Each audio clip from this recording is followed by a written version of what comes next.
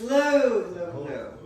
So, before I begin, I ask that all of you, to some level, maybe think of a question for me, kind of towards the end. You can procrastinate on it, but it can be anything about speech, about myself, interest, random subject, who knows, maybe worse, I don't know. But just think of a question. So, who here has eaten cornbread? Okay, who here enjoys cornbread? Good crowd. So, cornbread, tasty, but interesting thing, it's disputed where it came from. Our first records of it are from right about Columbian Exchange, just after that. But to this day, we have two groups. One group says that cornbread has always been created here in the Americas and primarily was in what is roughly nowadays Mexico. Another group of equal size says that it's from Europeans and that it was created when they tried to substitute wheat for corn in bread. It's not necessarily important to the speech and the ideals behind it, but it also is. It's curiosity. I learned this because a friend of mine was doing a research project, and he's like, I need help. What's an American food for American history? I'm like, oh, corn's here in the Americas. Cornbread. And that led us on almost an hour deep dive trying to figure out where it came from. And you can't get a decisive answer for these things. But it was curiosity that led us there. We could have looked at first article, see what it said, went with it. We didn't though. We were curious. We dived a lot deeper into it, and that's also the reason I'm here at FFI. When I learned about the program, it was from a friend of mine who had done it last year, Annabelle Folsom, if any of you know her.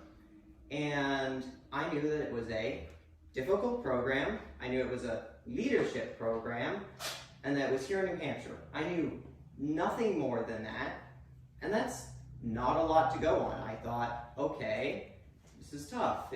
Cons seemed to outweigh the pros. I looked at it from a different lens of, I have never been to New Hampshire, beautiful state here as I now know.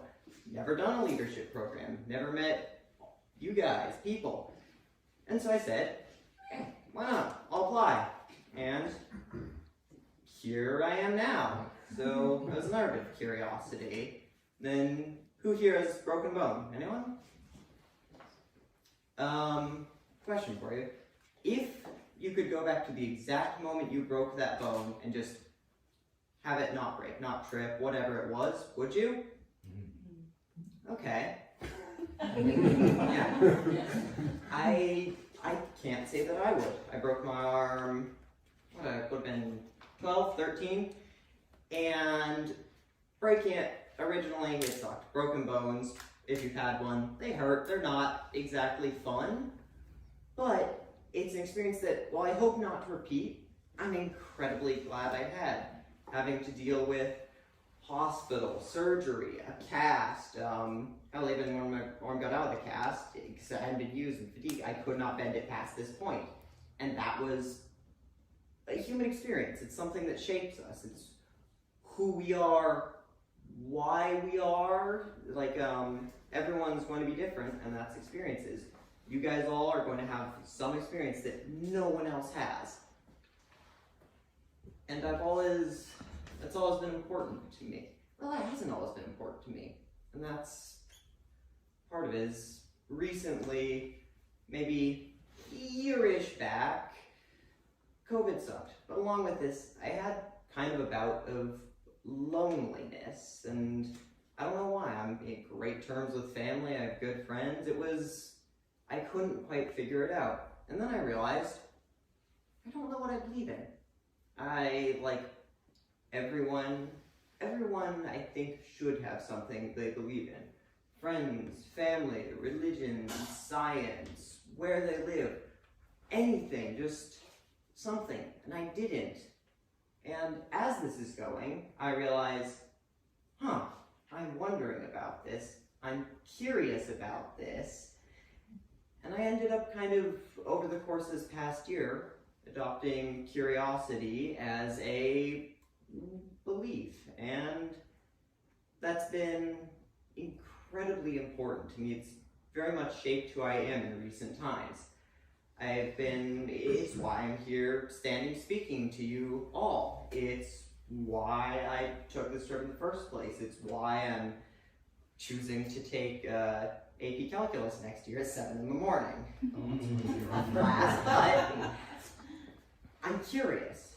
And so I don't know, curiosity is important. I think you should all be curious about something, anything. Probably why you're here at Rotary is you're curious about it in the first place, got a pamphlet, heard about it from a friend, and decided, why not? I'll check that out. Might be interesting, might be beneficial, might something. That's curiosity.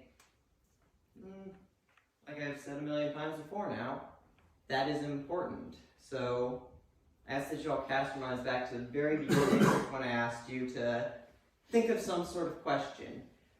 Does anyone have that question now that they do want to ask me? I'm curious if corn was in Europe in any form, because you brought it up as a European versus America's issue.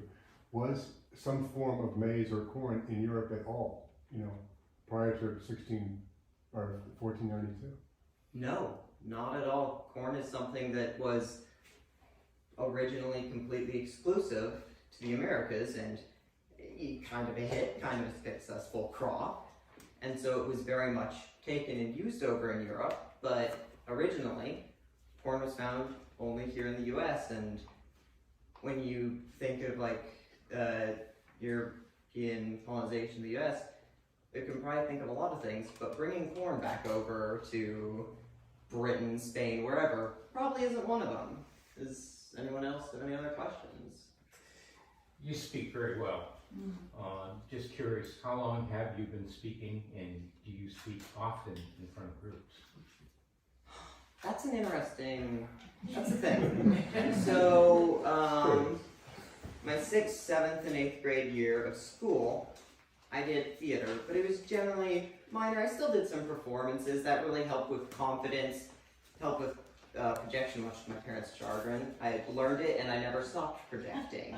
Can you imagine how fun that is in home at like 11 p.m. at night? Yeah.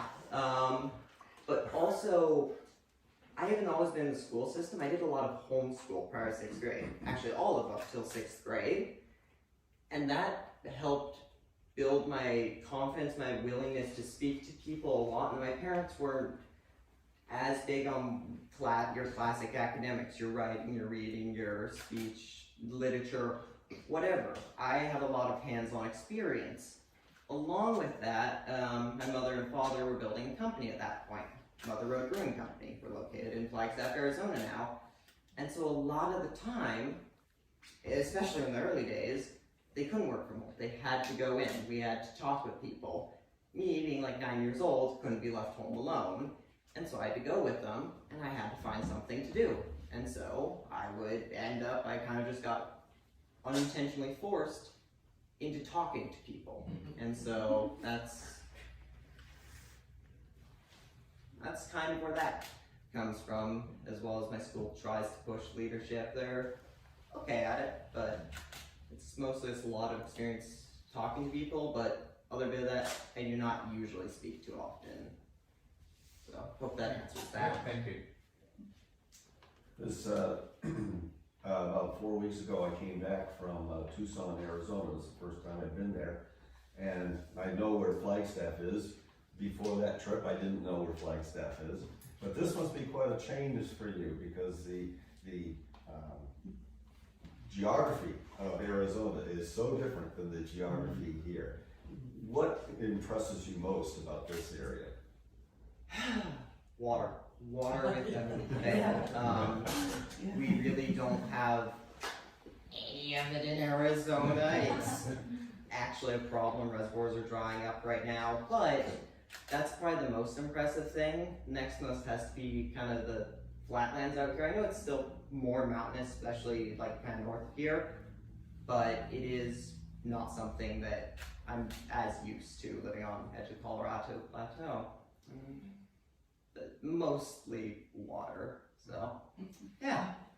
I hope you all learned something today that you remember. No idea if you'll use it or if it's going to come into your life later, but I do hope you learned something important. So, thank you, and hope you hear our next speaker.